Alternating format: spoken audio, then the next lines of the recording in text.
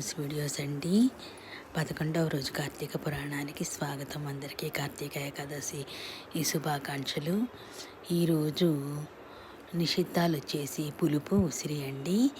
దానం ఇచ్చుకోవాల్సినవి విభూతి పండ్లు, దక్షిణ దానం ఇచ్చుకోవాలి. పూజించాల్సిన దైవము శివుడు. ఓం రుద్రాయ స్వాహ, ఓం నమ శివాయ అనే మంత్రాన్ని చదువుకోవాలండి. ధన ప్రాప్తి, పదవి లభిస్తాయండి. ధనవి మందరుడు పురాణ మహిమ గురించి చెప్పబడి ఉన్నదండి.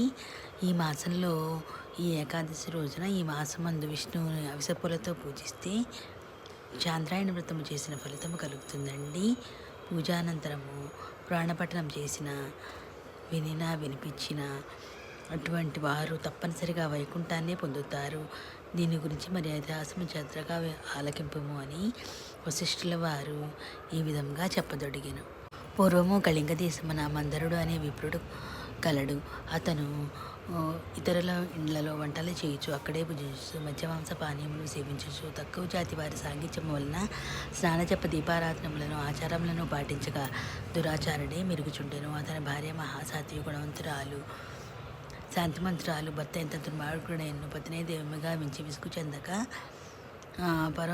పరోపకారములు చేయుచు, ప్రతిపదాధర్మమును నిర్వర్తించవచ్చు. మందరుడు ఇతరుల ఇండ్లలో వంటవాడిగా పనిచేయచ్చు.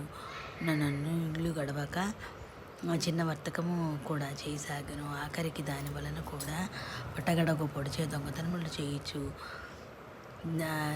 నాది కాని దారి కాచి బాటసార్లను బాధించి వారి మధ్యన ఉన్న ధనములు కూడా దొంగిలించుచుండే. ఈ విధముగా దారిలో పోచున్న కిరాతకులను, చివరికి వ్యాఘ్రములను కూడా పోట్లాడి ఒకరికొకరు గాండ్రించుకొని వ్యాఘ్రముపై కిరాతకులు ఒకళ్ళ మీద ధనాశచే ఒకళ్ళ మీద ఒకళ్ళు కొట్టుకొని చనిపోయారండి. ఒకేసారి గో నుండి వ్యాఘ్రం ఒకటి గాండించుచు వచ్చి కిరాతకుడిపై పడిన. కిరాతకుడు దాన్ని కూడా చెప్పాను, కానీ అప్పుడు కూడా పంజాతో కిరాతకుడు కొట్టుండటం వలన దెబ్బకు కిరాతకుడు చనిపోయిన. ఈ విధంగా ఒకే కాలమున యమలోకమునకు నలుగురు విధముగా వచ్చాను. నలుగురు యమలోకమునకు పోయి అనేక శిక్షలు అనుభవించచ్చు, రక్తం కక్కుచు బాధపడుచుండిరి. మందరుడు చనిపోయిన నాటి నుండి అతని భార్య నిత్యము హరినామస్మరణ చేయుచు, సదాచార ప్రవర్తన భర్తను తలుచుకుని దుఃఖించు కాలము గడుపుచుండెను. పౌర్ణమి నాడు నీవు ఒత్తి చేసిన ఫలమును వ్యాఘ్రమునకును, భ్రమిత ఫలమును కిరాతమునకు, పురాణ పట్టణం వల్ల తగిన ఫలమును విప్రునకు ధారపోసినము. వారికి మోక్షము కలిగించాను. అందులోకి ఆమె అట్లే ధారపోసాను. నలుగురును ఆమె కడకు వచ్చి విమానమెక్కి వైకుంఠమునకు వెళ్ళిరి. కావున